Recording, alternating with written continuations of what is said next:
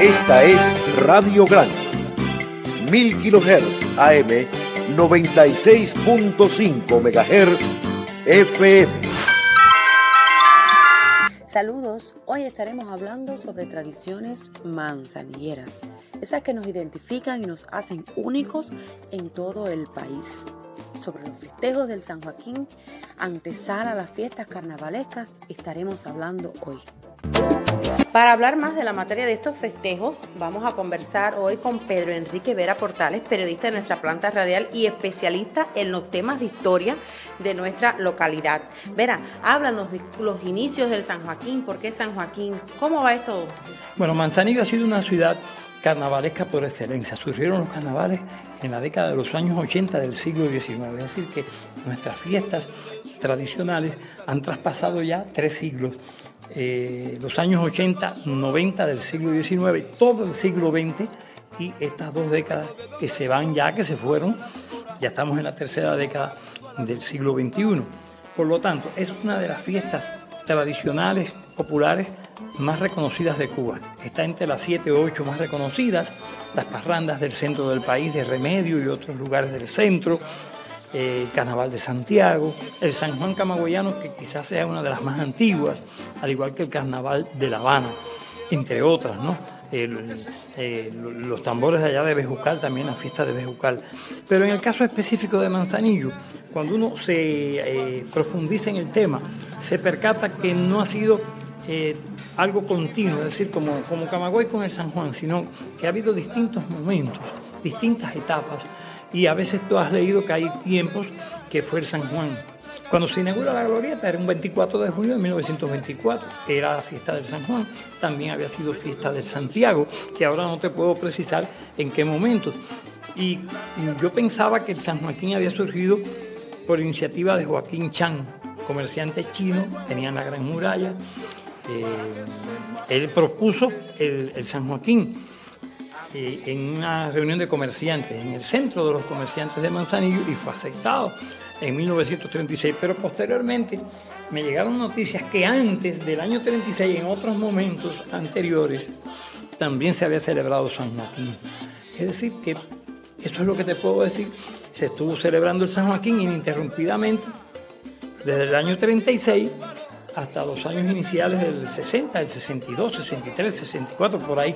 Y después, no solamente había San Joaquín en Manzanillo, había San Joaquín en la ciudad de Guantánamo, una de las más populosas del oriente del país, actualmente con más de 200.000 habitantes. San Luis, una de las ciudades importantes de la provincia de Santiago, después de Santiago y Palma, San Luis. Es decir, que coincidían San Luis, Santiago y Guantánamo, y habían crecido mucho las poblaciones. Cuba tenía 6 millones de habitantes en el 58-59 y después llegó a tener 11 millones. Por lo tanto, ya no las fábricas de cerveza que había no daban realmente para poder garantizar esos festejos simultáneamente.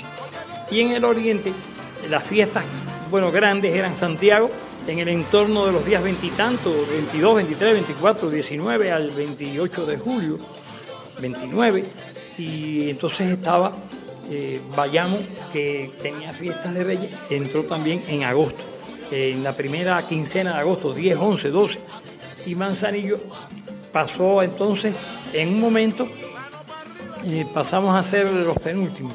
Cuando surge la cervecera de Holguín, la Mayave, pues entonces ya está en capacidad de darle Holguín, y Holguín está, después de Bayamo, creo que era Holguín, y Guantánamo, como había crecido tanto, la cervecera de Santiago abastecía la cerveza de Guantánamo y tenía que estar varios días, y es por eso que entonces Guantánamo pues pasa a ser penúltimo, y Manzanillo, que lo apoya Camagüey y Santiago, pasa a ser los que cierran el carnaval de las grandes ciudades, porque Tuna se desplazó para septiembre. Y te hablo de la cerveza y te hablo de los festejos porque muchas veces se ha hablado por qué no se daba en el entorno del 12 al 16 de agosto, como sucedió por muchos años, hasta los años 60 y tantos. Y es por esa problemática, aunque en los últimos tiempos se ha recuperado y se dan festejos previos al Rumbo Mayor para recordar el San Joaquín, con algunas que otras agrupaciones, unos 300, 400 hectolitros, 500 hectolitros que se desplazan para esa fiesta, porque el tema de la cerveza y el crecimiento de esas ciudades de San Joaquín fueron los que trajeron como consecuencia que se perdiera la continuidad del carnaval del 12 al 16. Esa es la historia que puedo hablarte de San Joaquín y de las fiestas de Manzanillo, que repito, comenzaron por el barrio del Manglar, y las primeras comparsas fueron los Curros y los Chevrones.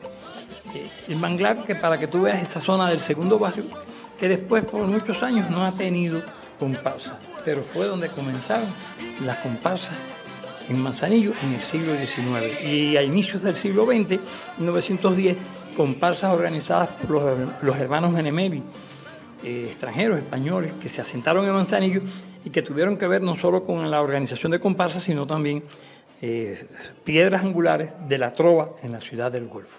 Además de las comparsas que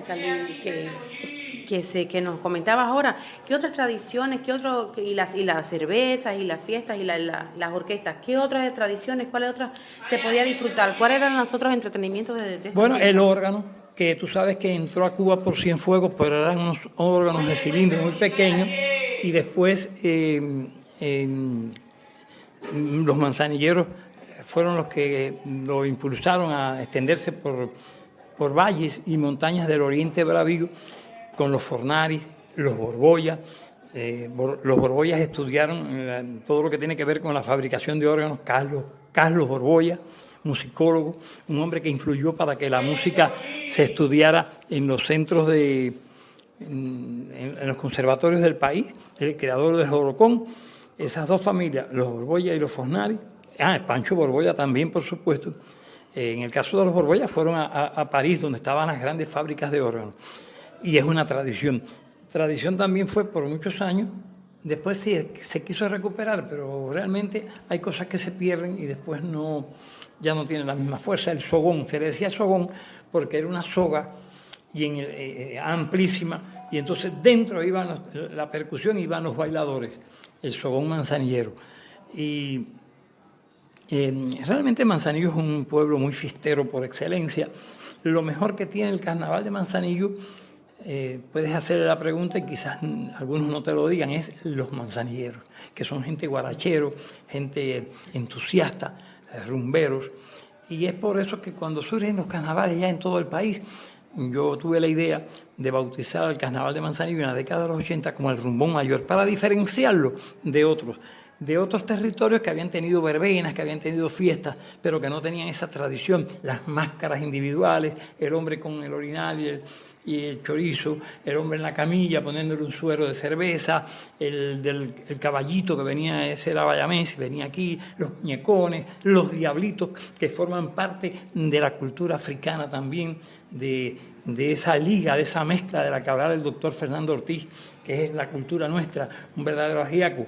Pues eso forma parte también de las tradiciones, porque en definitiva los carnavales surgieron para alegrar también en aquellos tiempos a los esclavos, y después del triunfo de la revolución es un homenaje al pueblo trabajador, a los intelectuales, a los estudiantes que se pasan un año y viene el festejo. Desgraciadamente, ahora no podemos tener los festejos, situación difícil y compleja por la que atraviesa el país, pero volverán en algún momento para disfrute de grandes y chicos. Agradecemos a Vera por esta intervención, esta remembranza, y hacernos revivir todos aquellos momentos que vivieron nuestros antepasados y que nosotros disfrutaremos en próximas ediciones. Mira, no quiero que se me quedaba esto. Ajá.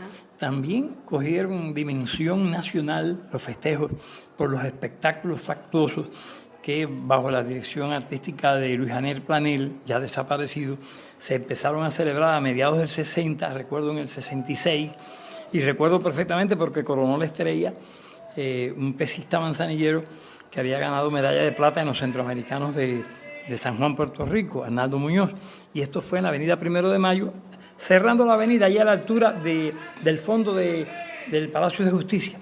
Allí estaba en forma de abanico con cientos de bombillos. Y después se pasaron los espectáculos al Estadio Wilfredo Pajés, los romanos, Cuba 1800, mucha imaginación, mucha creatividad, majestuoso. Y esos espectáculos fueron reconocidos en toda Cuba. la coronación, la elección de las estrellas, con animadores como Germán Pinelli, Consuelito Vidal, entre otros. Eso también le dio un toque de distinción, aunque no era una tradición, porque las tradiciones eran las comparsas, las congas, el órgano, el sabroso rompinilla y la cerveza y las orquestas que venían, pero esas iban a toda Cuba. Y por ahí está la cosa. Gracias, Bobby, por tu deleitarnos con estas remembranzas. A usted les recordamos que somos Radio Granma Manzanillo. Síganos a través de todas nuestras plataformas digitales. Hasta la próxima.